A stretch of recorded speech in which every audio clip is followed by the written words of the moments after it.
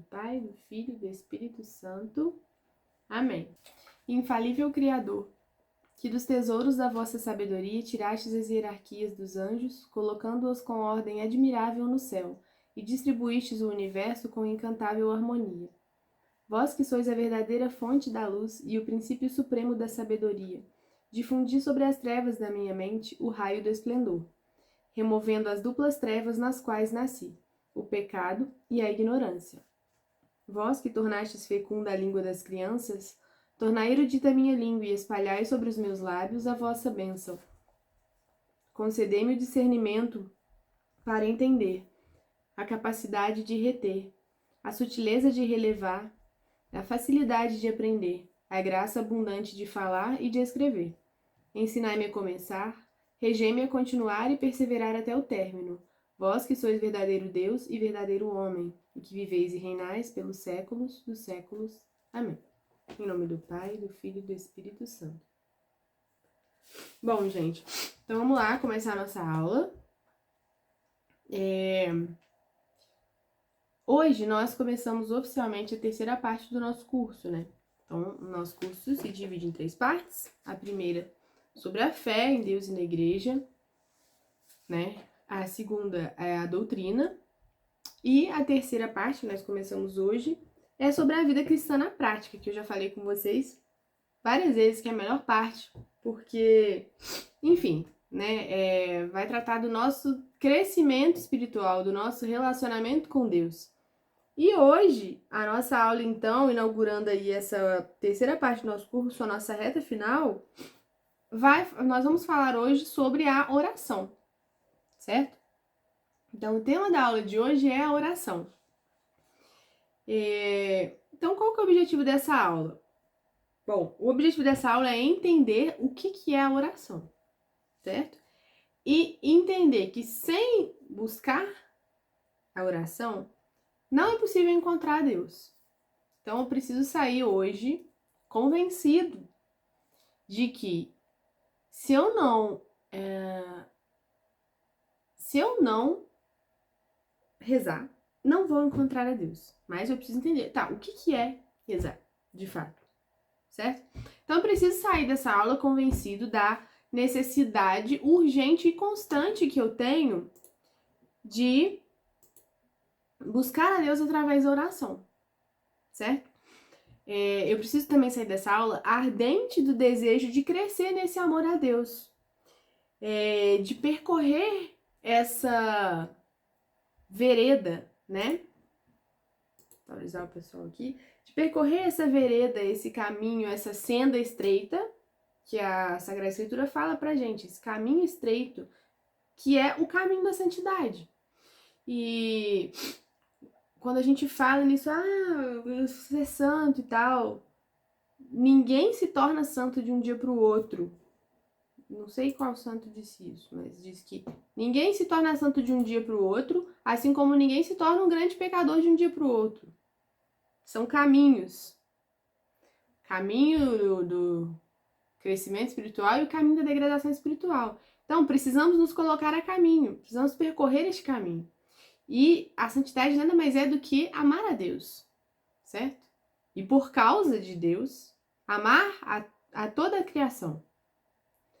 Então, o caminho prático para a santidade, para encontrar a Deus, é a oração. Não tem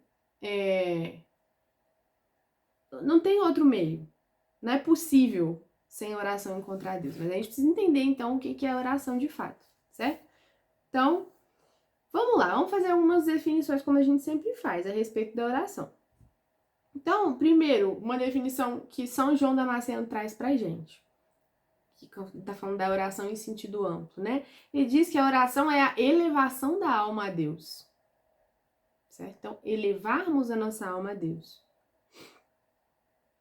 Santo Agostinho vai dizer pra gente que a oração, olha que bonito, é uma intenção afetuosa da alma para Deus. Então, vamos prestar atenção nessa palavrinha, afeto, certo? Então, eu tenho uma intenção em relação a Deus afetuosa, ok? Aí, eu já falei muito para vocês do padre Adolphe Tanqueray, porque em várias das nossas aulas eu uso o livro do padre Adolphe Tanqueray. Inclusive, para preparar essa aula aqui, eu usei vários livros. Esse livro que eu tô falando para vocês, do padre Adolphe Tanqueray, é esse aqui. Teologia Ascética e Mística, tá? Compêndio de Teologia Ascética e Mística. E o padre Tanqueray, aqui nesse livro, ele vai falar pra gente, olha que bonito, ele reuniu colocações, definições de vários santos, e ele vai dizer pra gente que a oração é uma elevação da alma a Deus para render-lhe as homenagens devidas e pedir-lhe graças, e com isso crescer em santidade para glorificá-lo. Então olha como que ele reuniu muitas coisas aí. Então sim, nós temos que levar nossa alma a Deus, mas aí ele coloca para quê? Para render-lhes as homenagens devidas. Ou seja, nós devemos algo a Deus. Lembra que a gente falou lá da adoração, que a gente falou das 4 coisas que a gente deve a Deus quando a gente falou da Santa Missa? E pedir-lhe graças, porque um dos nossos deveres em relação a Deus é pedir o que a gente precisa. Ele quer, ele colocou como condição que a gente peça. E com isso, ou seja, como consequência dessa prática, crescer em santidade para dar glória a Deus, para glorificá-lo, certo?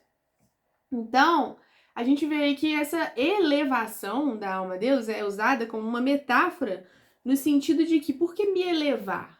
Porque isso dá uma ideia de que eu estou me desprendendo do que é criado. E é exatamente isso que eu preciso fazer na oração. Eu preciso, preste atenção nisso aqui, me desprender das criaturas para pensar em Deus. Então, outra coisa que eu quero que vocês gravem aí, tem muitas palavrinhas-chave em relação à oração.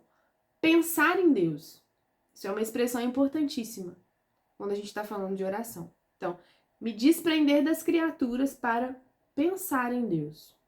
Ok? Por que é uma metáfora? Porque a gente sabe, né, aprende pela nossa fé, que uma alma em estado de graça, nela, habita no fundo da sua alma a Santíssima Trindade, no mais profundo da sua alma.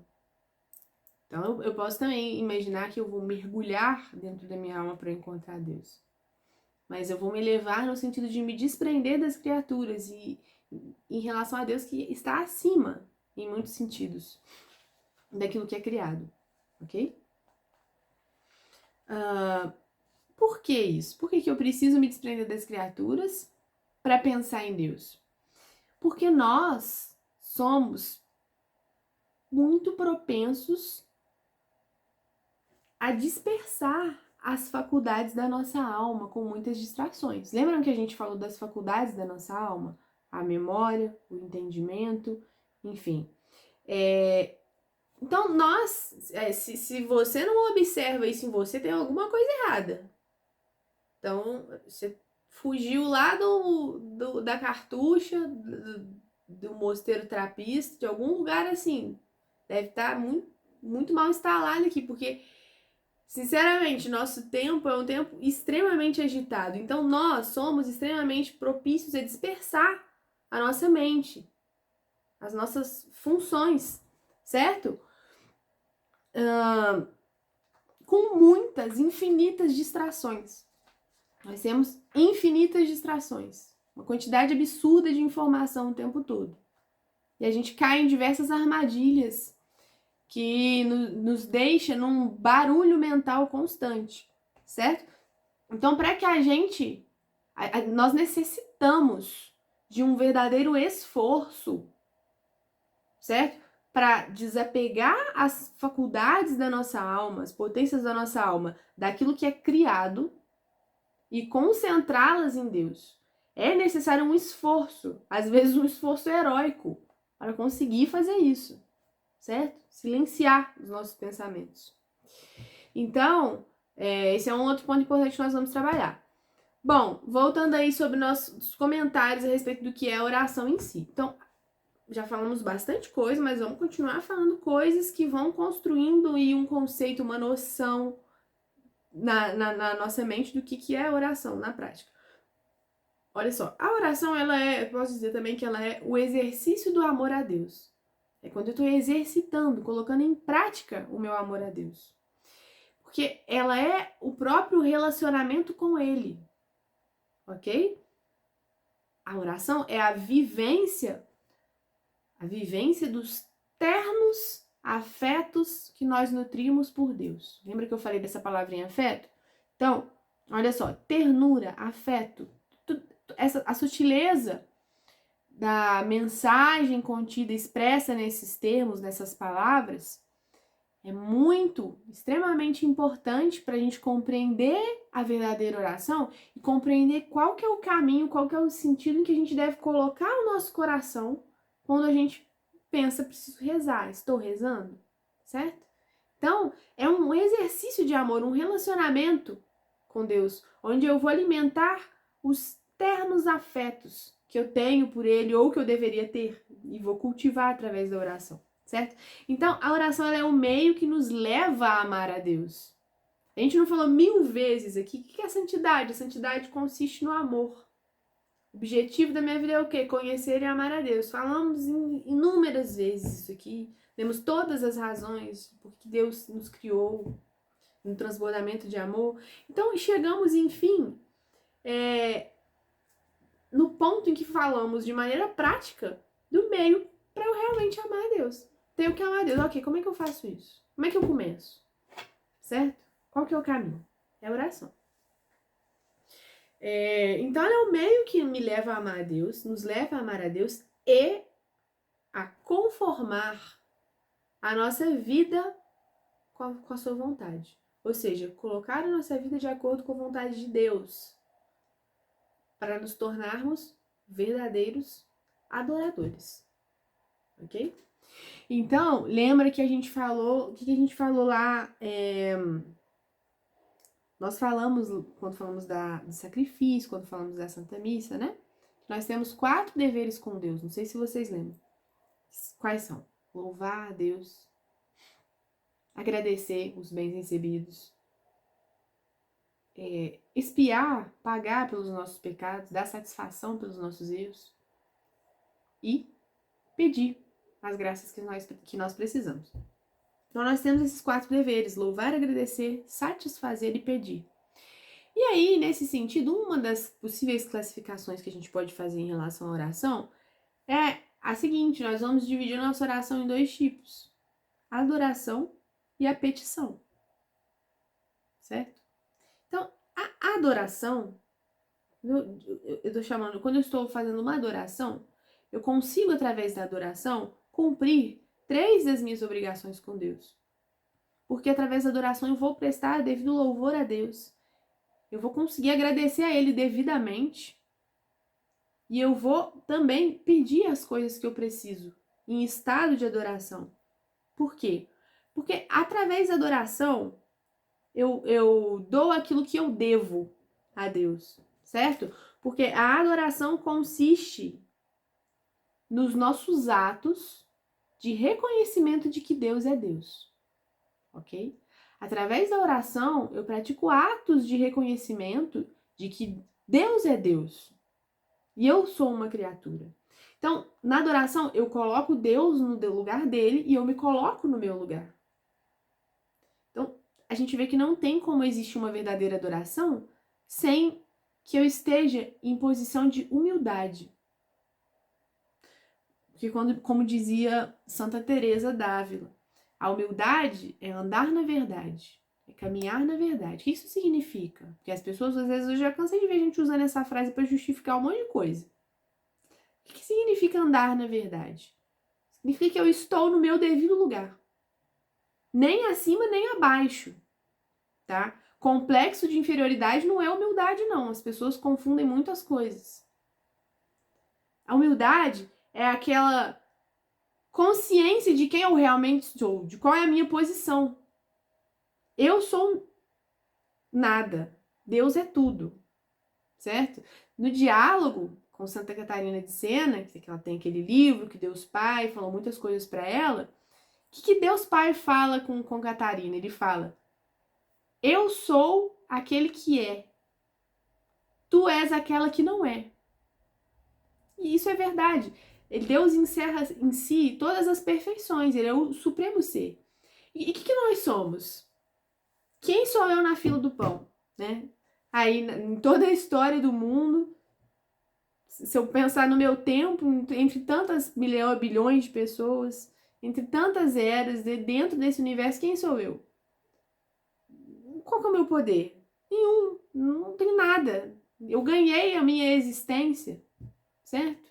Eu sou só um bolo de carne aqui que caminha em direção à morte, certo? Nesse mundo.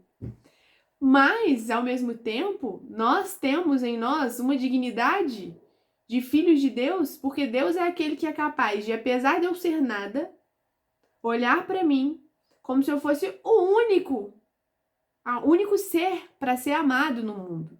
Eu não posso fazer isso, mas Deus consegue fazer isso de maneira individual com cada um de nós. Então, quando eu tomo consciência do meu nada, da minha total dependência de Deus, de que eu não sou soberana e todo-poderoso, mas Deus é, eu estou numa postura de adoração, eu estou no meu lugar, eu coloco Deus no lugar dele, vendo todas as suas perfeições e a sua bondade, certo? Porque Deus não, como a gente já falou, não é aquele que quer ser adorado, aquele tirano malvadão que não tem realmente aquela soberania que se atribui. Não, Deus realmente é soberano todo-poderoso, só que ele é infinitamente bom, infinitamente amável, certo? Então a adoração é eu reconhecer Deus pelo que ele é, reconhecer que Deus é Deus, tá? Então, toda a nossa caminhada nessa terra, ela é ou ela deveria ser o quê? O que deveria ser o sentido da nossa vida, da nossa caminhada? Um progressivo, um crescente aprendizado de como sermos verdadeiros adoradores. Por quê? Porque o que nós seremos na eternidade? Mergulhados em Deus, vivendo a própria vida divina. Seremos adoradores. Como são os bem-aventurados e os anjos, enfim. Então, deveríamos buscar um progressivo aperfeiçoamento da nossa atitude de adoradores. Que esse é o nosso papel, para isso fomos feitos. E isso nos traz a suprema felicidade na eternidade. E a maior felicidade possível que nós podemos alcançar nessa vida, ela se dá na medida em que nos tornamos melhores adoradores. Amamos a Deus melhor, ok? Então, um progressivo aperfeiçoamento da nossa atitude de adoradores deveria ser o foco da nossa vida. Porque essa atitude de adoradores, ela se tornará pura e sem manchas quando estivermos no céu, na presença de Deus, vivendo a vida divina, certo? Aí, para fazer mais um comentáriozinho sobre essa questão da adoração, da atitude de adoradores, para a gente entender o que é a oração, nossa postura em diante de Deus, eu vou trazer aqui uns comentários sobre São Tomás de Aquino. Eu não sei se todo mundo sabe quem é São Tomás de Aquino, mas enfim, nós conhecemos muito São Tomás de Aquino pela Suma Teológica, né, que é a sua obra mais famosa, pelos seus grandes tratados, a Suma contra os Gentios, enfim, aqui a gente tem uma série de livros de São Tomás, mas São Tomás, ele escreveu muitas meditações sobre diversos assuntos. E por incrível que pareça, vocês devem pensar, nossa, as meditações de São Tomás devem ser muito difíceis, mas as meditações de São Tomás são excelentes, assim, muito claras, cristalinas, fáceis de se compreender, e por isso estou falando isso, porque eu tem uma meditação de São Tomás que ele faz. Oi, Sara, tudo bem? Então, tem uma meditação de São Tomás que ele faz na quaresma, para quaresma, né?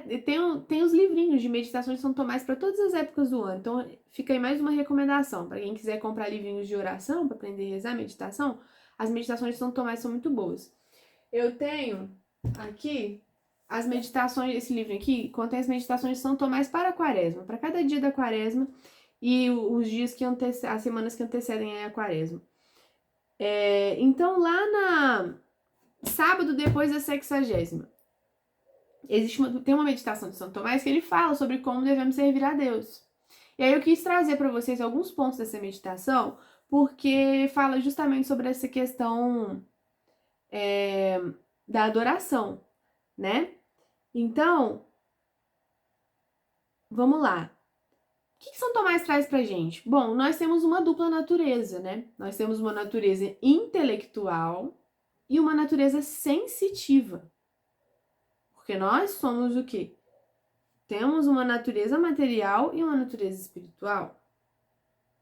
Certo? Então, ela é dupla. Intelectual, porque somos racionais, que os outros animais não são, e sensitiva, porque também vivemos pelos sentidos, certo? Dessa forma, bom, isso não é uma imperfeição de Deus. Tem gente que às vezes tem uma dificuldade, as pessoas têm um certo, às vezes, um dualismo que não é católico, de pensar assim, o bom é o espírito, o corpo é ruim, o material é ruim. Não é, isso não é verdade. Apesar de nós estarmos num estado de degradação, porque perdemos o dom da integridade, não temos o domínio das paixões, então a nossa vontade, ela tá em rebeldia aí com o nosso entendimento, por causa do nosso estado de pecado, certo? Estado degradado nosso. No entanto, tudo que Deus criou é bom. Deus nos criou dessa forma porque é para sermos dessa forma. Dessa forma que eu digo, corpo e alma, certo? Tanto é que nós cremos na ressurreição da carne, ok? Mas vamos lá. Então, se nós temos uma natureza intelectual, uma natureza sensitiva, os sentidos, eles não são ruins.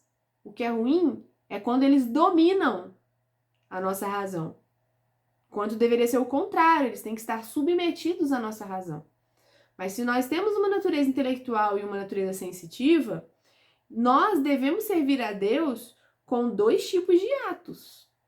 Os atos externos, sensíveis, e os atos internos do nosso intelecto, ok? Então, olha só que constatação incrível de São Tomás. É natural para o homem, olha isso, é natural para o homem é natural para o homem ir até as coisas que só podem ser conhecidas pela inteligência a partir daquelas que foram vistas, sentidas, ouvidas. Ou seja, conhecidas pelos sentidos. Então, faz parte da nossa natureza e é algo natural para nós, seres humanos, que através dos sentidos nós nos encaminhemos para coisas que não podem ser captadas pelos sentidos. Então, passando pelos sentidos, nós caminhamos para aquelas coisas que só podem ser conhecidas pelo intelecto. Ok? Então, os nossos sentidos, eles vão captando as nuances dos mistérios que só são compreensíveis pelo nosso intelecto. Inclusive, depois, quem tiver curiosidade, no livro da sabedoria, na Bíblia, lá no início do livro da sabedoria, é um livro muito bonito, para quem nunca leu, leia o livro da sabedoria. No início lá, primeiro capítulo, se eu não me engano, que fala lá? Que nós conhecemos a grandeza do Criador através da criação, das coisas criadas. Pelas coisas criadas nós chegamos ao Criador. Depois leiam lá, é muito bonito. Ou seja, por que eu estou falando tudo isso? Porque a nossa atitude exterior, na nossa adoração, também importa. Então, os atos exteriores que nós fazemos para prestar culto a Deus, eles não são um teatrinho, uma bobeirinha sem importância. Eles importam, e importam muito, porque nós não somos puros espíritos. Nós somos corpo e alma. Então, a gente falou recentemente da liturgia, da missa, de tudo que compõe aí, de como essas coisas exteriores convidam os nossos sentidos a se elevar. Através dos sentidos, eles convidam a nossa alma a se elevar, certo? Então, a atitude exterior também importa. Agora vamos lá. Se a atitude interior do meu coração ela não acompanha a minha atitude exterior, o que acontece? O que eu tenho aí? Eu tenho apenas um farisaísmo. Vocês lembram de quem eram os fariseus? Aqueles que exteriormente faziam um monte de coisinhas, mas o coração deles não acompanhava aquilo ali. E Jesus denunciava isso, chamava eles de quê? De hipócritas, certo? Então, se a minha atitude interior não está acompanhando o meu exterior, isso é apenas um farisaísmo, certo? No entanto, a atitude exterior é importante e alimenta a atitude interior. ok? Isso é importantíssimo para a nossa adoração e para a nossa oração. Ou seja, não é para excluir nenhuma das duas, as duas devem estar unidas, ok? Dessa forma a gente conclui o quê? Que nossa adoração, ela deve ser dupla. Devemos ter uma dupla adoração. Aquela que é espiritual, ou seja, que ela parte da devoção interior da alma. E aquela que é corporal, ou seja, ela se expressa pela humilhação exterior do corpo, pela postura. Por que uma pessoa se ajoelha e se recolhe para rezar? Eu não sei se todos vocês têm o hábito da oração, né?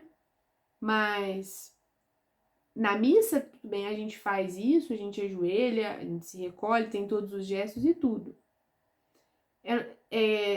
Todas as pessoas que já se empenharam em rezar, que não é coisa fácil, a gente tem vários momentos, mas às vezes está com uma dificuldade de rezar, e quando você ali acende uma vela, se ajoelha, se recolhe diante de um crucifixo, a sua disposição para a oração, porque você está se colocando diante de Deus, inclusive com a sua postura corporal, ela convida o seu espírito a se colocar na mesma postura diante de Deus, certo?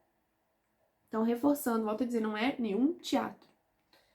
É algo real. Porque nós somos corpo e alma. Ok? Então, o que a gente precisa entender? O que é importante deixar claro? Que os nossos atos exteriores de adoração, eles se subordinam aos interiores. Certo? Ou seja, os atos exteriores, eles são feitos em favor da adoração interna. Os dois devem andar juntos. Então, toda oração profunda, ela tem origem na mente, certo?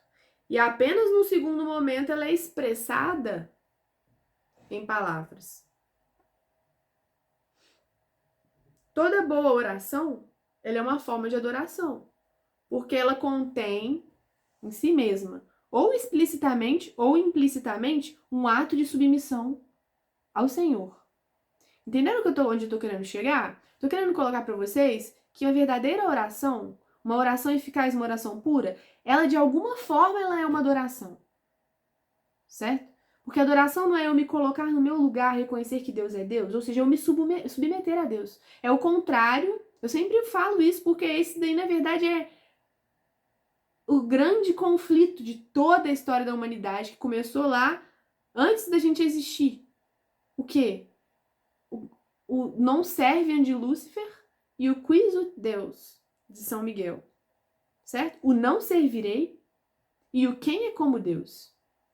Então, a atitude soberba de quem não se submete é não servirei.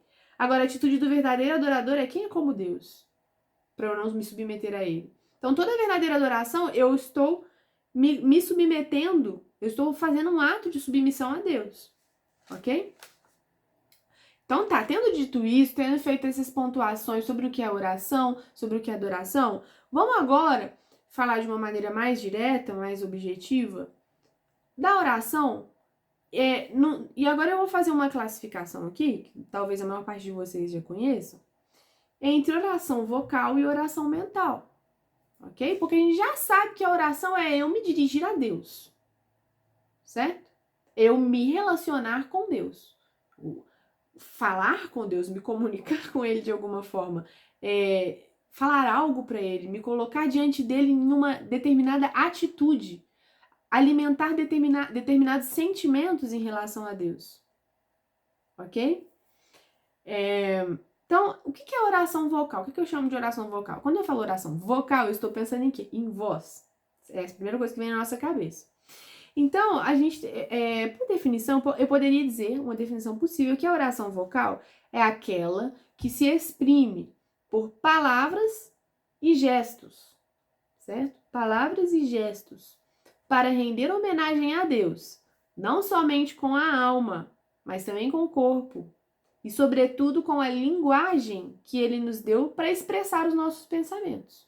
Deus nos deu uma linguagem, nós temos uma linguagem que expressa o nosso pensamento. Não sei se vocês já pararam para pensar, talvez não, mas pensem sobre isso, o quanto a nossa linguagem é pobre para expressar aquilo que nós realmente pensamos. aquilo que nós realmente percebemos das coisas, das situações, aquilo que nós sentimos, certo? Então, quando a gente tenta materializar em palavras os nossos sentimentos, certo? Então, nós podemos nos rezar, orar, com palavras que tentam materializar a nossa postura diante de Deus, ok? Daí, a gente tá cansado de conhecer orações vocais. A gente tem orações, as suas orações prontas que nós conhecemos, Pai Nosso, Ave Maria, toda a liturgia, né, presente na Santa Missa, enfim. O Divino Ofício, todas as orações, o Santo Terço. Agora, muita atenção, muito cuidado para entender uma coisinha aí. Vocês entendem que eu estou chamando isso de oração vocal por eu estar dizendo com palavras determinadas coisas para Deus? Eu estou me expressando com palavras, certo? Agora, não é só a oração pronta que é oração vocal, certo? Porque às vezes a pessoa pensa assim, não, se eu tiver uma oração que já está pronta, eu vou repetir a oração vocal. Agora, se eu estiver falando da minha cabeça, não é oração vocal. Eu posso falar assim, Senhor, eu te amo, eu estou aqui, me coloco na sua presença para te agradecer por tudo que eu tenho. Isso é oração vocal. Entenderam? Eu tô falando coisas. Não importa se elas já estavam escritas. É porque isso não é oração mental. Às vezes a gente confunde um pouquinho. Então, a gente vai falar sobre oração mental. Agora, o que eu preciso entender? Que a oração vocal, além disso tudo que eu falei aqui, né, dela expressar os meus pensamentos em relação a Deus, ou de eu já render graças a Deus de uma maneira estabelecida, em unidade, enfim. A oração vocal ela também é útil para estimular a nossa devoção. Grave essa palavrinha, devoção. Eu preciso alimentar a minha devoção, os meus sentimentos devotos em relação a Deus, ok? Então, às vezes, pelo próprio som da nossa voz, ao rezar uma oração em voz alta, isso pode intensificar o sentimento interior. E essa é uma chave para a gente em relação à oração. Porque o que importa é o quanto o meu coração está sendo movido em relação a Deus com a minha oração. Não importa se eu repito alguma coisa X vezes, certo? Se eu não fiz algum exercício interior ao longo dessas repetições, alguma meditação a respeito de uma verdade, alguma atitude interior em relação a Deus, algum recolhimento, certo? Então, como eu estou dizendo, a nossa própria voz, ela pode nos estimular a alimentar a nossa devoção, assim como outros elementos sensíveis, como, por exemplo, a música sacra tem esse poder, a arquitetura das belas igrejas, a beleza dos ornamentos, as imagens, os gestos da liturgia, todas essas coisas servem para estimular a nossa devoção, para manifestar exteriormente aquilo que a gente deveria estar fazendo com a nossa alma, ok? Então, falando agora da oração mental. Essa que é parte é importantíssima, porque a gente está falando da oração propriamente dita, que eu devo buscar e alimentar. E aí vocês vão ver que a oração vocal, o objetivo dela, na verdade, é estimular a oração mental. Certo? Que eu devo buscar encontrar a devoção e os ternos afetos a Deus em toda a oração que eu fizer. Mas, olha só, então vamos lá sobre a oração mental. O que é oração mental? Como eu poderia começar a definir? Todo ato interior que vise unir-nos a Deus por meio do conhecimento e do amor. Olha só, conhecimento. Eu vou me unir a Deus por quê? Por conhecê-lo e por amá-lo. Aí, ele traz pra gente os exemplos aqui. O recolhimento, a consideração, quando eu faço considerações sobre alguma realidade, a reflexão, o exame, o olhar afetuoso, a contemplação, são atos que nos elevam a Deus. Calma que eu vou falar dessas coisas, tá? Então, o que eu tenho que focar aqui agora é que todo ato interior E interior não quer dizer só que é em silêncio ou em voz alta, gente. Nós podemos fazer oração vocal sem falar, em voz baixa, tá? Então, é um ato interior. O interior que parte do meu coração, da minha alma, da minha inteligência, certo? Que ele tem a finalidade de me unir a Deus, de elevar a minha mente para Deus, de refletir a respeito de Deus, ok? Então, para isso ficar menos confuso, a gente vai falar de algo importantíssimo sobre a oração mental, que todo mundo que se dispõe a rezar, quero cultivar a minha vida de oração, então eu preciso entender isso aqui. Do que se trata a meditação, certo? Então, o que é meditação? A gente precisa entender isso bem, porque há muita confusão em relação a isso. A gente pensa assim, a oração mental é meditação. Não. A meditação é o caminho para a oração mental. Por quê? Porque ninguém nasce, a não ser a Virgem Maria, e já uma união com Deus, e eu tenho aquele amor tão vivo que eu elevo a minha alma e me coloco em comunhão com Deus imediatamente. Não. Eu preciso o quê? Preciso trabalhar para isso, eu preciso alimentar. Quando você conhece alguém, um relacionamento amoroso, pessoas que elas se conhecem, elas namoram, elas vão se conhecendo, aí vai crescendo o afeto, o interesse, vai vendo que tem as coisas em comum, vai tendo vontade de ficar perto da pessoa e tal. Não é assim que acontece? Eu preciso conhecer para eu amar, de verdade. Então, eu não faço assim, virei uma chave agora, nossa, estou morrendo de amores por aquela pessoa que eu vi passando ali. Certo? Isso não é normal. Então, a gente também não vai assim, acordar morrendo de amores por Deus. Ok? Mas também não adianta eu falar, eu amo a Deus, sou católico, amo, amar a Deus sobre todas as coisas. Eu amo, você ama a Deus? Amo. Mas o que você sente por Deus? Deus tá lá, né? Me vê, enfim. Não que eu não tô dizendo que a gente tem que saber responder essas perguntas, não, tá, gente? Não é assim. É só pra gente parar pra pensar em algo que eu disse, acho que na aula passada. Que às vezes a gente não tem uma impressão real de Deus, de Cristo, como a gente tem das pessoas que a gente conhece. Por quê? Porque a gente não tem intimidade, certo? Quando a gente fala amar a Deus, eu preciso amar a Deus, não é só na teoria. É amar a Deus, não é como eu amo as pessoas que eu mais amo. É mais do que eu amo as pessoas que eu mais amo. Mas é amar com sentimento mesmo, com o coração. É ser apaixonado por Deus. Esse é o objetivo da nossa vida. É tipo assim, todo mundo que já se apaixonou alguma vez já passou pelo, tipo, tudo lembra a pessoa, sabe? Você ouve o nome da pessoa, você, tipo, acende uma luz assim. Então, era pra gente ser assim em relação a Deus. Então, não somos, vamos buscar. Isso é o que deve acontecer. Então, a meditação, o que é meditação? Ela é algo que ela vai alimentar a oração mental. Então, meditar é refletir sobre algo, pensar sobre o significado de algo. É muito simples, não tem nada de extraordinário. Então, por exemplo, eu sei a história da salvação, né? Eu sei que Jesus se encarnou no seio da Virgem Maria e tudo, aí ele viveu uma vida, aí eu sei lá as coisas que aconteceram, né? Que foram reveladas sobre Jesus, aí ele morreu na cruz e tal. Beleza, mas eu falo isso de maneira corriqueira, como eu falo qualquer coisa, porque eu tô cansado de saber. Agora, e se eu parar pra pensar e ficar viajando a respeito disso, assim, ó? Tipo, tá, mas vamos pensar o que isso significa de fato. Jesus, a Virgem Maria estava lá, e ela, quem era a Virgem Maria? Uma menina, uma moça que ela nasceu, foi concebida sem pecado. O que eu sei sobre ela? Eu comecei a pensar o que eu sei sobre ela. Como ela era?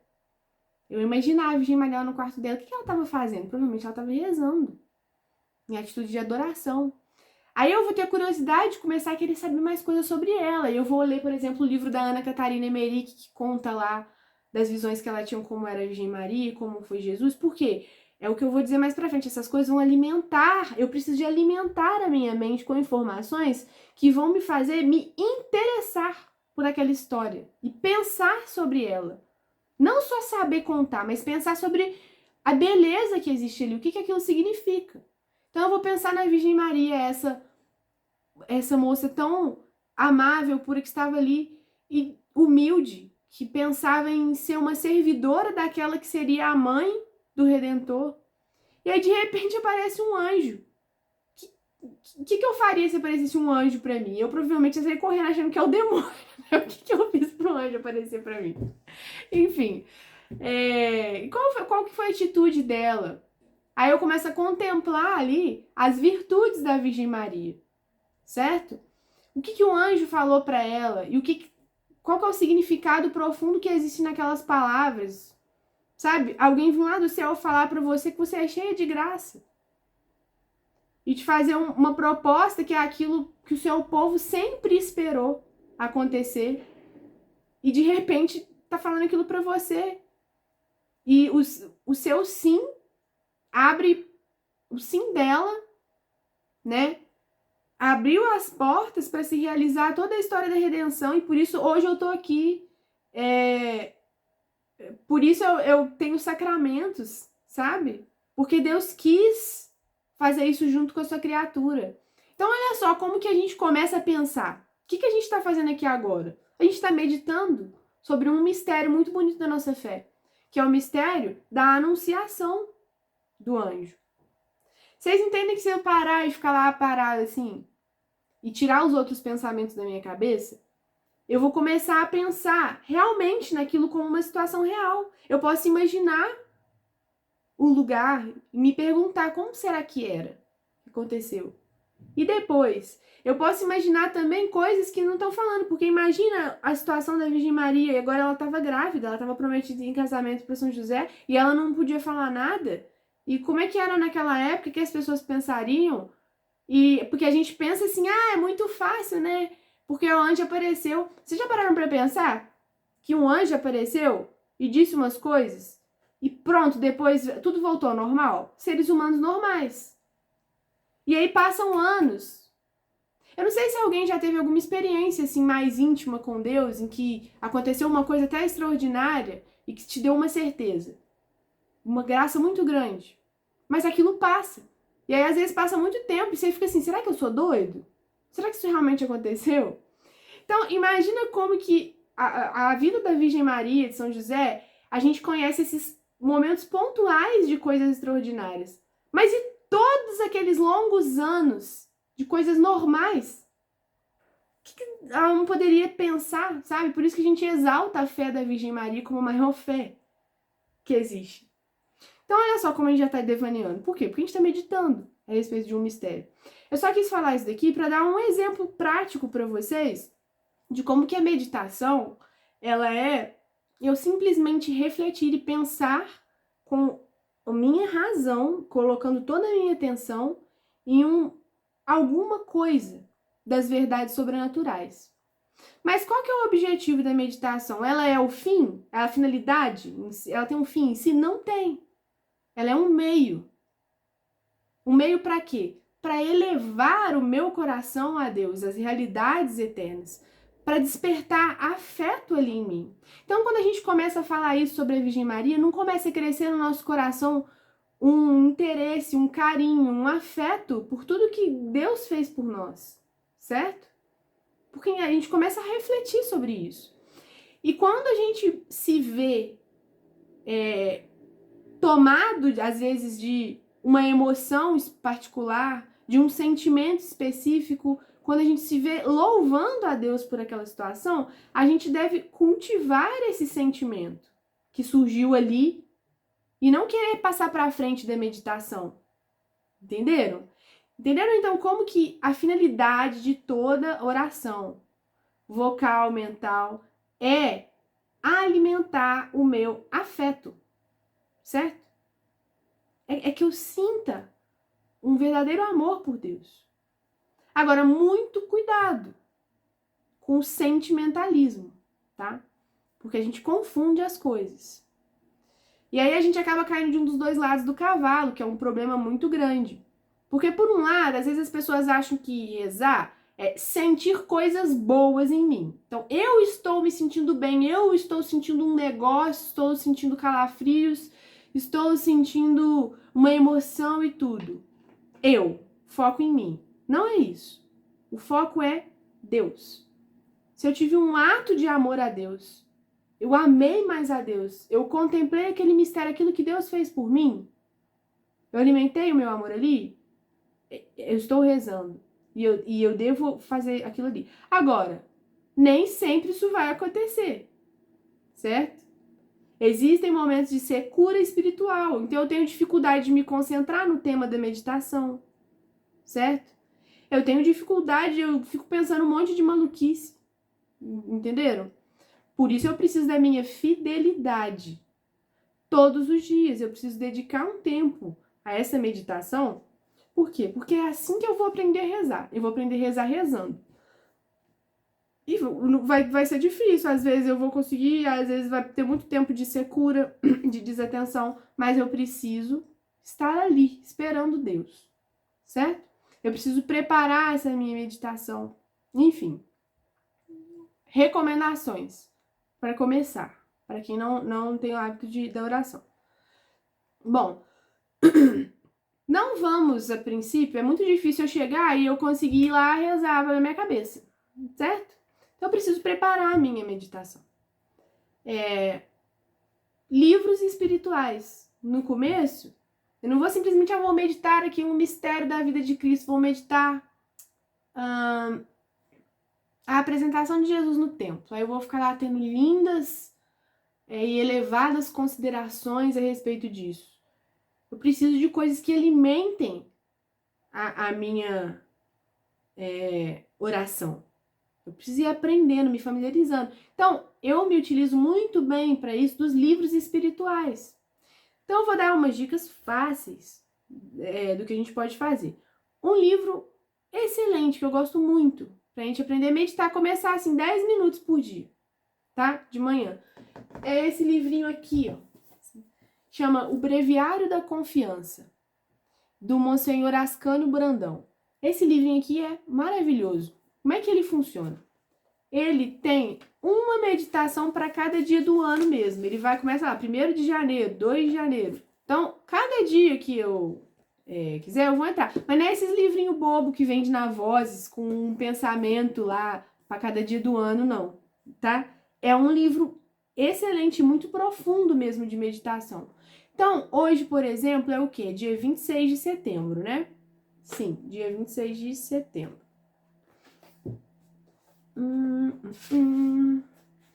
Ó, olha o tamanhozinho da meditação do dia 26 de setembro. O título dela é Um Amor Brando, Sossegado e Terno.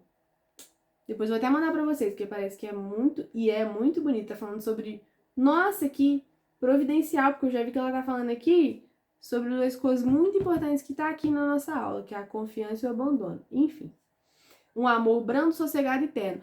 Por que é um texto pequeno? Porque, como eu disse, o objetivo da meditação não é eu ler um texto. É eu despertar o meu afeto a Deus.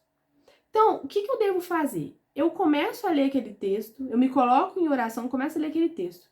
Se pegou uma parte ali, que aquela parte me pegou, ou seja, comecei a pensar sobre aquela parte, eu não tenho que continuar lendo, porque eu alcancei o meu objetivo. Eu tenho que parar, largar o texto e refletir sobre aquilo ali, que de repente despertou a minha alma, certo?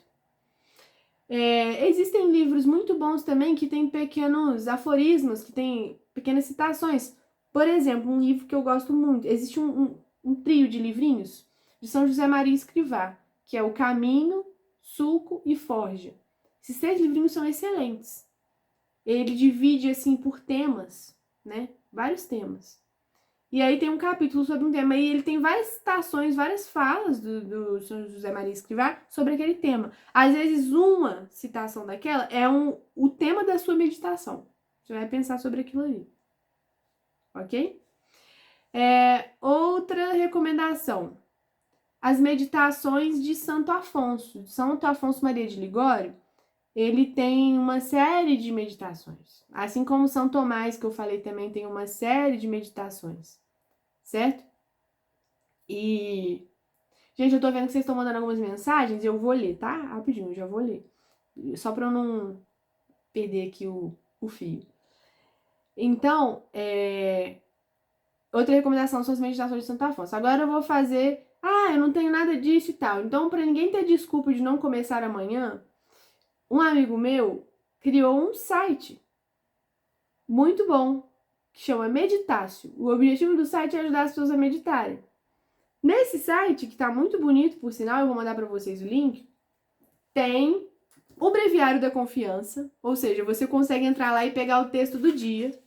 Tem as meditações de Santo Afonso, tem a imitação de Cristo, tem, acho que as meditações de São Tomás também. Enfim, tem algumas meditações lá, mas tem o Breviário da Confiança. Pronto, uma coisa prática. Então, já podemos começar amanhã, ok? 10 minutos de meditação por dia para começar. Então tá. Falando aí, eu espero que vocês estejam começando a entender o que a gente chama de vida de oração, certo? No qual o compromisso com Deus, o que eu devo dar a Deus é o mais importante. Nós vamos falar muito disso porque a gente vai falar nas próximas aulas de plano de vida, enfim, das virtudes, de várias coisas. Mas comecem a enfiar isso na cabeça de vocês. Eu preciso me relacionar com Deus e eu preciso, independente dos acontecimentos, eu tenho que colocar como prioridade aquilo que eu vou dar para Deus todos os dias. Eu não tenho que começar lá a ficar 1 hora de meditação todos os dias de manhã. Você não vai conseguir, porque você fica o dia inteiro passando Reels, TikTok, tudo, a sua cabeça tá cheia de informações borbulhando, então você não consegue se concentrar. Então, se alguém vestiu a carapuça, é bom para ir começar fazendo aí um exame de como tem levado a vida. Mas, e a gente vai falar aqui, tá aqui para falar sobre os impedimentos pra gente ter uma vida de oração. Mas já tem isso daí em mente. Eu vou ter, como diz Santa Teresa d'Ávila, uma determinada determinação. Vou começar hoje. Vou sair daqui antes de dormir, eu vou fazer meus 10 minutos de meditação. Eu vou fazer, pra não ter desculpa, eu não sei o que eu vou fazer, então vamos fazer a meditação do Breviário da Confiança, tá? De hoje. Então, combinado. Aí depois amanhã vocês vão partilhar comigo lá no grupo as luzes espirituais que vocês tiveram a partir dessa meditação, tá? Então tá, dando sequência aí, vou falar sobre uma palavrinha que tá dentro também de toda essa nossa conhecimento que a gente vai criando a respeito do que é oração. Todo mundo já ouviu, mas as pessoas também, novamente, às vezes têm uma compreensão muito equivocada do que seja, que é a contemplação. Porque as pessoas pensam o quê? Não. Contemplação. O que é um contemplativo? Um contemplativo é São João da Cruz, Santa Teresa d'Ávila, que entra em êxtase e levita quando ela está rezando, porque ela está na 7ª morada, ela vê Jesus e tudo. Isso que é a contemplação. Não é. Faz parte. Pode ser.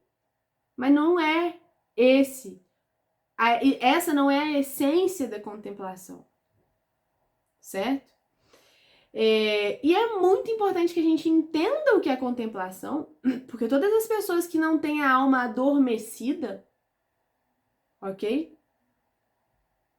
Não precisa nem ser católico, não. Todas as pessoas que não têm a alma adormecida, elas já contemplaram alguma coisa, ok?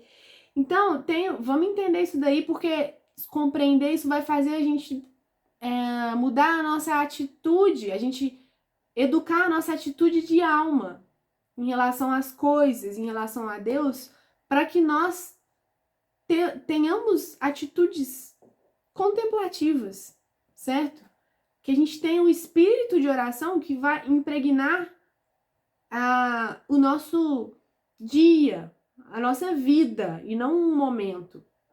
A gente tem que saber isso também. A oração ela deve ser uma coisa que se estende para a nossa vida, para o nosso dia.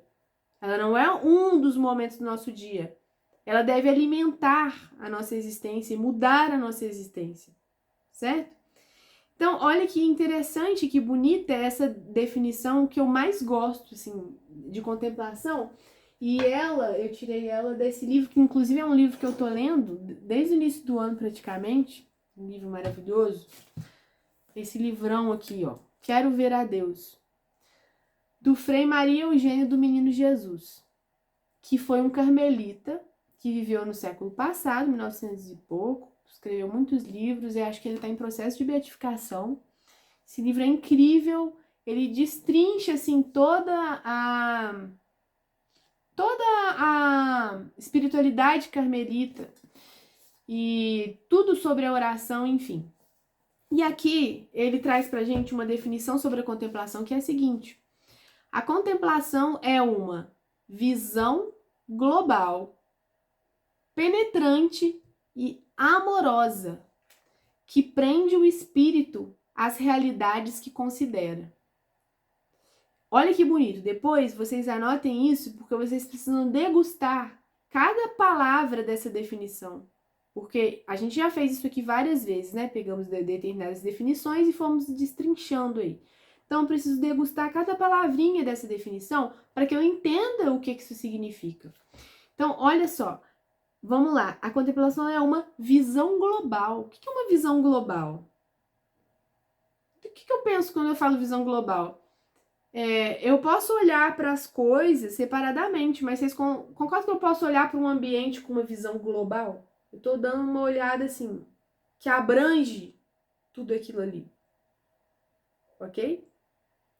Estou olhando para uma paisagem e estou abrangindo todos os elementos porque eles se juntam ali para formar um todo. Ok? Então, é uma visão global, penetrante, ou seja, profunda, que entra naquilo que eu tô observando. E amorosa, ou seja, é uma visão que está permeada de afeto, de amor. E o que ela faz? Ela prende o espírito naquelas realidades que ele considera. Olha que bonito, então. Eu estou considerando, ou seja, pensando numa determinada realidade sobrenatural, e eu começo a olhar para aquela realidade com um olhar geral para toda ela, que penetra o significado daquilo ali, que enche o meu espírito de amor e que me deixa preso àquela realidade. Ok? Isso é muito profundo e muito bonito. O que eu posso dizer sobre a visão global? O que é a visão? Olha só, a visão global, eu posso dizer que ela é uma síntese. O que é uma síntese? É uma coisa que junta tudo, sintetiza. Ela é uma síntese viva de noções fragmentárias que a alma adquiriu habitualmente por meio de olhares sucessivos. Olha isso. Tá falando que a minha alma, ela vai adquirir como hábito, certo? Algumas noções sobre algumas realidades através de olhares sucessivos. O que é olhares sucessivos? Eu olho e olho de novo, e olho de novo, e olho de novo. Olha como que isso daqui só pode ser gerado pela meditação. Porque quando eu amo uma coisa, eu não vou pensar sobre ela, eu não vou retornar a ela. E cada vez que eu retornar a ela, penso numa pessoa que eu conheço, eu vou ter diferentes compreensões daquilo ali. Eu vou compreender aquilo de uma forma, meu espírito vai receber aquilo de uma forma. Então, eu vou lançar sucessivos olhares sobre uma realidade. Por exemplo, eu sei que Jesus morreu na cruz por mim. Mas aí eu começo a ler coisas sobre isso. Começo a ver o filme lá da Paixão de Cristo. Eu leio os evangelhos. Eu estudo aqui, né, com a minha inteligência, e eu vou entendendo qual que é o significado de sacrifício, como a gente viu. Por que Deus quis que a salvação fosse assim? Por que ele precisou morrer na cruz? Como que o pecado entrou no mundo? Como que foi o sofrimento de Jesus lá no horto? Enfim, eu começo a pensar uma série de coisas sobre uma mesma realidade, a paixão de Cristo. E vocês concordam que existem muitas coisas para saber sobre a paixão de Cristo? Então eu vou sabendo aos poucos, porque eu começo a me interessar por aquilo, eu vou refletindo sobre aquilo. E eu penso no amor de Deus. Num dia eu posso pensar em como Deus me amou para que isso fosse assim. Ou como que Deus foi generoso, não precisava disso tudo, né? Como que Deus sofreu, coitado. Eu amo ele, tanto ele, olha como ele sofreu, certo? enfim, eu começo a considerar uma série de coisas daquilo ali. Então, olha como essas coisas, elas começam a ser consideradas por meio de olhares que eu vou tendo sobre aquilo ali sucessivamente. E aí eu vou tendo diferentes sentimentos sobre aquilo ali e criando diferentes noções sobre aquilo ali. Ou seja, várias noções fragmentárias. Cada dia eu reflito sobre um pedacinho. E eu vou conhecendo mais aquilo ali, eu vou amando mais aquilo ali. Então, num belo momento, eu penso na paixão de Cristo e eu olho e, de repente, todos esses diferentes sentimentos que ao longo do tempo eu fui alimentando em relação àquela realidade, eles se encontram juntos ali, de uma vez, todos aqueles fragmentos, e eles formam uma síntese, que é a visão que eu tenho daquela realidade, e que me dá um determinado sentimento profundo daquela realidade que me emociona.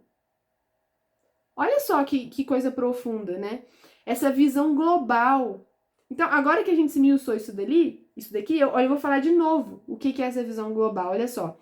Uma síntese viva de noções fragmentárias que a alma adquiriu habitualmente por meio de olhares sucessivos. Então, isso só pode acontecer com a prática constante, diária, da oração, certo? Da meditação. Então, a gente vê que a minha oração, ela vai percorrer um caminho. Eu cresço na vida de oração, por quê? Porque eu vou me tornando mais íntimo de Deus, eu vou conhecendo mais aquelas realidades e eu vou caminhando. Um belo dia, eu vou contemplar toda aquela realidade. E é claro que a graça de Deus vai vir em meu socorro. E vai agir em mim, vai alimentar ali a minha fé, a minha esperança, a minha caridade, enfim. Os dons do Espírito Santo vão se manifestar, as virtudes teologais vão ser alimentadas ali. Eu faço isso através da oração. E aí a gente vai ver que a nossa meditação, o que começou com uma meditação sobre uma verdade, eu vou começar a ter momentos de contemplação, que eu vou contemplar aquela verdade com um olhar amoroso. Entenderam? Então, outra coisa que eu posso dizer aqui, outra consideração a respeito do que é a contemplação, ó. É um ato simples que penetra a verdade sem discorrer, de maneira quase intuitiva. Então, olha só, na meditação eu vou discorrer. A meditação é um exercício da minha inteligência, certo? Eu faço. Ok? Eu me coloco ali e eu vou pensar sobre aquilo, eu vou pensar sucessivamente. Ou seja, eu vou discorrer. Eu vou fazer um discurso, uma conversa mental ali, eu vou... Enfim, é um negócio que vai se desenvolver numa sequência na meditação. Agora, quando eu tenho um ato ali de contemplação, olha como é que fala aqui, sem discorrer. Ou seja, eu não vou ficar considerando as verdades. É como se, de tanto eu considerei muito aquilo e de repente eu tenho aquele ato de fé. Eu bato aquela visão global que é quase intuitiva, certo? Que já não é mais discursiva. Ela já se torna intuitiva. Então, ó, outra definição clássica de contemplação é um olhar simples sobre a verdade, sob o influxo do amor. Então, olha como que, na verdade, à medida que a minha oração, ela se aprofunda, ela se simplifica.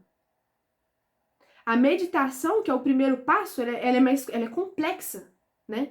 No sentido de que eu tenho ali que fazer um esforço, eu vou pensar nisso aqui, eu vou escolher, eu vou pensar nisso, depois nisso aqui.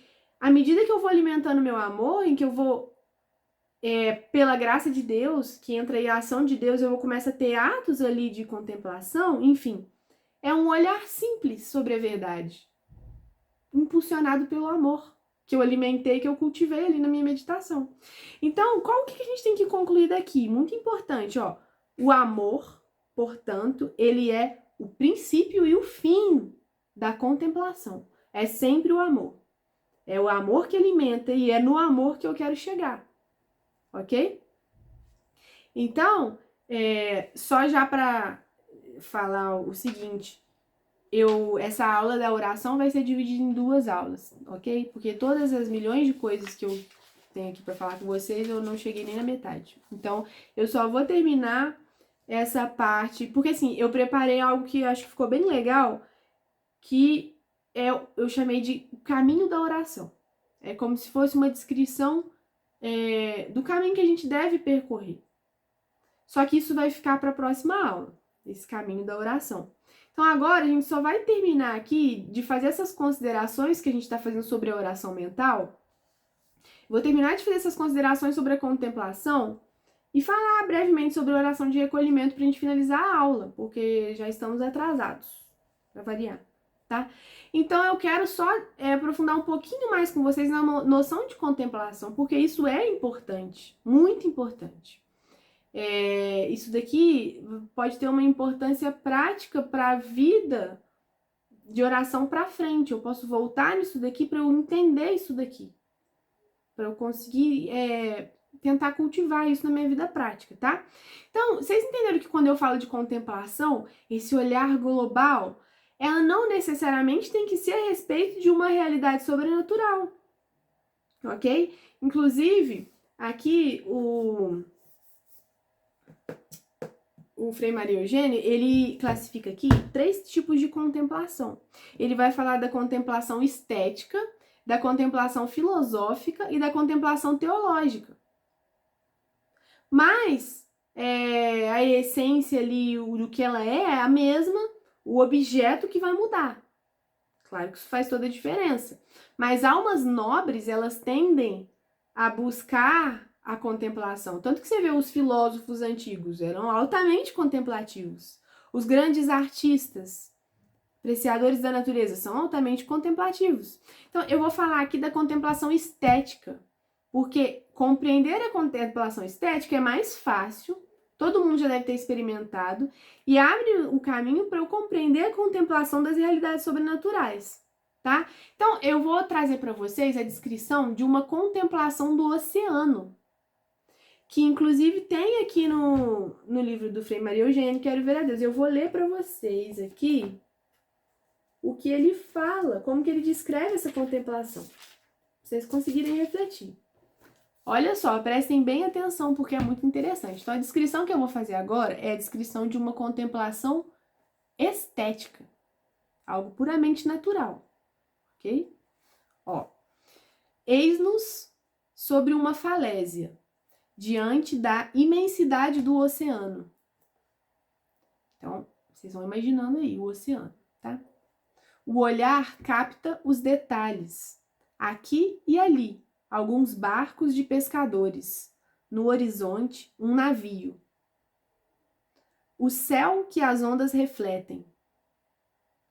A massa das águas que se move ligeiramente, o horizonte amplo e profundo. O olhar fica preso, os detalhes desaparecem. Entenderam isso? Os detalhes desaparecem. Eu estou contemplando uma paisagem belíssima, eu começo a me extasiar com os detalhes, mas de repente os detalhes desaparecem, porque eu já estou olhando para aquilo como um todo, extasiado, com a beleza que está diante dos meus olhos. Então, o olhar fica preso, os detalhes desaparecem, a vida se desprende deste espetáculo. Uma vida que brota desta massa em movimento e dos horizontes carregados de infinito. Existe comunicação e troca entre o oceano e a alma. Enquanto a emoção estética acalma os sentidos e mobiliza o olhar, o quadro se enriquece com todas as impressões que provoca, com toda a vida, com todas as evocações com que a alma, emocionada, o carrega. Visão global que ignora os pormenores para ir ao encontro da realidade viva na qual penetra e que a retém porque ela a ama. Num instante fiz uma verdadeira contemplação que enriqueceu a minha alma com impressões talvez inesquecíveis, e que podem ter uma profunda influência sobre o meu desenvolvimento intelectual e moral. Então, olha só, gente, eu não sei se todo mundo tem lembranças desse tipo, mas esse tipo de lembrança é particularmente marcante quando nós somos muito jovens. Tem pessoas que às vezes na infância teve experiências com a natureza que ficam marcadas pro resto da vida, sabe? Às vezes um lugar muito bonito que você foi e que você parou e contemplou aquilo ali e acontece isso que é descrito aqui, sabe? E como que aquilo te move e marca de uma forma e acalma, move seus sentimentos, enfim. Infelizmente, né, se você for falar com a grande parte dos jovens hoje, né, de 15 anos, eles provavelmente nunca olharam para uma beleza natural. Eles nunca olharam um passarinho na janela lá, bicando alguma coisa, porque eles estão assim, babando no telefone desde que eles têm 6 meses. Então, assim, é complicado, né? É triste. Mas, enfim. Essa contemplação sobre realidades sensíveis foi realizada pela visão dos meus sentidos e produziram uma emoção estética. Situa-se no grau inferior e podemos chamá-la de contemplação estética. Não sei se vocês conseguiram entender o que é isso, se vocês já fizeram esse tipo de experiência, se não fizeram, façam, acalmem, o espírito desacelera e tudo. Mas isso é um exemplo de contemplação, em que eu lanço esse olhar global. Agora eu preciso entender que isso deve ser feito em relação às verdades sobrenaturais, em relação a Deus. E eu vou dar um exemplo aqui para finalizar essa parte da contemplação, que eu não vou falar da contemplação filosófica, não dá tempo, mas da contemplação teológica, que eu vou falar aqui sobre um exemplo de contemplação de Jesus no Horto das Oliveiras, sabe? A agonia de Jesus antes da crucifixão, quando ele estava lá no horto, quando ele suou sangue. Olha só, prestem atenção que eu vou descrever isso aqui agora, ó. Eis-nos diante de Jesus no Getsêmani. Uma noite clara. As oliveiras de formas estranhas lançam sombras no vale, a obscuridade da gruta. À entrada, Jesus com a face por terra.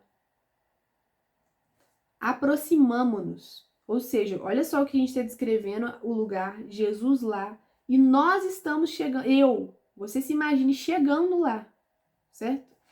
Aproximamo-nos. Jesus geme, parece se agitar, pronunciar palavras entrecortadas. Gotas de sangue orvalham seu rosto. Tudo isto nos revela um drama interior terrível. Os assaltos do pecado contra a humanidade de Cristo. O nosso olhar, que se prende a este espetáculo de sangue, já não vê os detalhes. Foi mais longe, na realidade viva, o Cordeiro de Deus que assumiu o pecado do mundo, e cujo peso, agora, o oprime e faz agonizar. Olhamos imóveis, quietos, doloridos, e por este olhar a luz entra, profunda e viva, na nossa inteligência. Certo? Isso aqui, então, essa descrição foi um exemplo de algo que eu posso fazer vendo com os olhos da minha mente aquela cena de Jesus no Getsêmani. Inclusive, meditar sobre a paixão de Cristo é o que fez os grandes santos. Todos os santos aí, você vê, o que era o objeto principal da meditação deles? Os sofrimentos de Jesus. Inclusive, Santo Afonso de Ligório, novamente, ele tem um livrinho só com meditações. Olha só, A Paixão de Nosso Senhor Jesus Cristo. Esse livro aqui é só pra você ficar chorando o tempo todo, tá? Então, se alguém quer meditar sobre a paixão de Jesus, recomendo esse livro de Santo Afonso. Tem uma série de meditações sobre todas as etapas do sofrimento de Jesus. Ok? Então, eu espero que vocês tenham entendido o que é a meditação, como é uma coisa simples, que eu faço sobre qualquer coisa, que eu resolvo pensar sobre ela, né? E como ela deve me conduzir a amar aquelas realidades, para, em determinados momentos, eu ter pequenos atos ali de contemplação e assim eu vou caminhando. Tem muitas coisas, muitas definições para se falar a respeito da oração, Só que não dá para fazer isso. Então, o que a gente vai fazer? A gente vai falar de coisas práticas, que a gente pode realmente entender e trazer para a nossa vida. Para finalizar a aula de hoje, eu vou finalizar falando sobre oração de recolhimento. O que eu estou chamando de oração de recolhimento? Isso é uma descrição feita por Santa Teresa d'Ávila. Para quem não sabe, Santa Teresa d'Ávila, ela se empenhou, ela descreveu pra gente o caminho que a alma faz da oração de maneira muito rica. Ela descreveu as várias etapas do progresso espiritual, tipos de oração. Tem um tipo de oração que ela chama de oração de recolhimento. Por que eu estou falando disso? Porque são coisas que a gente deve buscar. Todas essas coisas que eu estou falando aqui são coisas que eu, com meu esforço, com meu empenho, eu alcanço com a graça de Deus, se eu fizer a minha parte, tá? Agora, se eu vou levitar, ver coisas, enfim, isso não cabe a mim, porque eu tenho aquilo que eu faço e tenho aquilo que Deus faz, e nem é necessário, certo? Então não tem que pensar nisso. Por isso é que nós vamos focar naquilo que nós podemos buscar, e que é o caminho que todos os santos, independente de até que grau eles chegaram de união com Deus, passaram por isso daqui. Tá? Então, o que nossa mestra, Santa Teresa d'Ávila, nos fala sobre oração de recolhimento? Que é um primeiro grau de uma oração realmente mais íntima, assim, com Deus, quando eu começo a avançar. A oração de recolhimento, o recolhimento, ele é o que a palavra diz, é um recolher. Eu vou recolher. Ele é realizado por um esforço da vontade. Então, eu emprego os meios para a oração de recolhimento, certo? E o que acontece? O que eu faço na oração de recolhimento? A minha alma, ela vai recolher todas as suas faculdades, ou seja, a minha memória, a minha vontade ali, o meu entendimento que está discorrendo sobre as coisas. Eu vou parar de discorrer, de meditar, de ficar pensando, certo? Ela vai recolher. A alma vai entrar em si com o seu Deus, certo? É um exercício de calar as potências da minha alma, silenciar os pensamentos, silenciar as agitações, os sentimentos, tudo. Claro que eu preciso fazer isso para meditar, mas é silenciar e mergulhar dentro de si, certo? É um retirar os sentidos das coisas exteriores para se dirigir ao centro da alma. Então, é eu buscar esquecer de todo o criado, das coisas exteriores que eu sinto, enfim. Então, eu vou buscar calar tudo. Calar os pensamentos, calar os sentimentos, calar. Buscar essa quietude. Mas não é para eu não é para eu recolher a minha alma, toda a minha atividade intelectual e parar a atividade dos meus sentidos. Isso é o primeiro passo dessa oração de recolhimento. Então, eu devo recolher, me esforçar para recolher os sentidos, só que, num segundo momento, ou concomitantemente, eu devo dar a eles algo com que se ocuparem dentro da minha alma, certo? Como assim? Numa busca ativa de Deus. Então, eu vou recolher os meus sentidos, recolher essas atividades da minha alma, mas eu vou buscar a Deus. E eu vou buscar me ocupar de Deus, da companhia de Jesus, conversar com Ele, ok? Santa Teresa, ela faz até uma descrição, ela dá exemplos do que eu posso fazer. Eu vou me imaginar num lugar com Jesus e eu vou me dirigir a Ele, eu vou me ocupar com Ele mesmo, eu vou me entreter com Jesus, ok? Enfim, eu não vou entrar muito em detalhes disso aqui, não é tão simples assim de entender, mas só para a gente começar a entender que nós devemos buscar esse silêncio que me permite tirar os outros pensamentos e me concentrar em Deus, me ocupar de Deus, me ocupar de Jesus, de me relacionar com Ele, ok? Uma conclusão geral a respeito da oração, que a gente falou da oração vocal e oração mental, a gente pode dizer o quê? Que então a oração vocal, ela deve servir para alimentar a oração mental. Eu sempre devo buscar uma oração mental, ou seja, uma oração viva que não sejam apenas considerações em palavras, mas que sejam reflexões que alimentem o meu sentimento, certo? Ou ao menos que eu raciocine a respeito daquela realidade, que eu discorra a respeito daquilo numa meditação. Então, da minha oração vocal, quanto mais perfeita dela deve brotar uma oração mental, que é feita com o entendimento, um raciocínio, não apenas com palavras ditas, certo? Ok? Então, gente, eu vou finalizar, tá? E na próxima aula, o que nós vamos falar na próxima aula? Nós vamos falar do caminho da oração, ok? Só que eu acho que eu já vou explicar uma coisa pra vocês. Bom, então vamos finalizar por aqui, tá?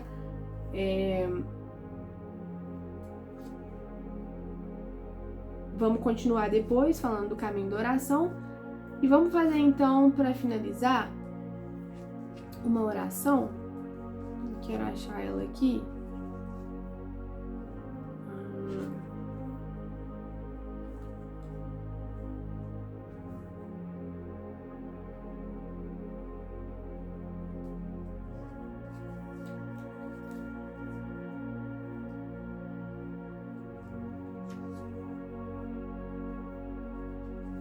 Um minuto, gente. Deixa eu pegar a oração que eu quero fazer com vocês aqui. Para finalizar.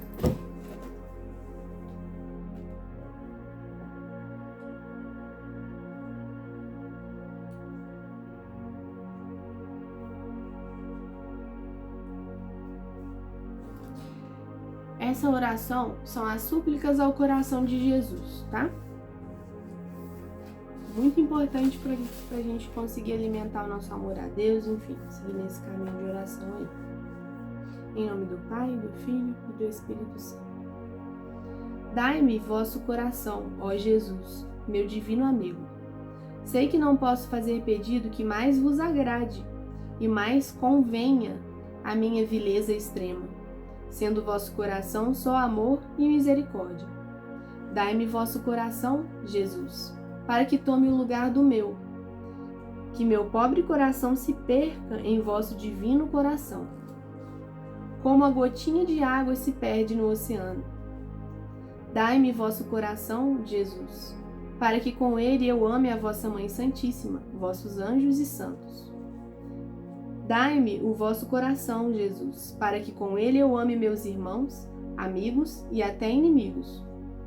Dai-me vosso coração, Jesus, e amarei as almas, todas as almas, e por elas me sacrificarei como vós, Jesus, as amastes e por todas vos sacrificastes. Dai-me vosso coração, Jesus, e sereis a minha vida, e poderei dizer, vivo eu, mas já não eu, é Jesus que vive em mim. E dai-me a graça, ó Jesus, eu vos suplico, pelo vosso preciosíssimo sangue, de ir um dia contemplar-vos no face a face eterno do céu. Assim seja. Em nome do Pai, do Filho e do Espírito Santo. Amém.